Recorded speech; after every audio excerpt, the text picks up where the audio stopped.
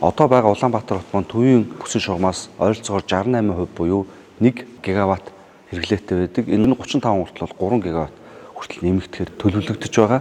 Ийм учраас Улаанбаатар хотын эрчим хүчний хэрэглээ нэмэгдсэнтэй холбогдуулан төвийн бүсийн эрчим хүчинд Монгол улсад хамгийн анхны удаа 500 мянган вольтыг агаарын шугам 500 кВт-ийн одоо дид станцуудыг хамгийн анх Монгол улсад нэвтрүүлэхээр төлөвлөлөө. 35 хүртэл Улаанбаатар хотын эрчим хүчний өсчүү хэрэгцээг хангахын тулд цахилгааны дугуй шүлжээ болон дид станцуудын нийт өргөтгөлд 35 хүртэл 2 тэрбум Америк доллар хэрэгтэй гэсэн эрхий тооцоолол гараад байна.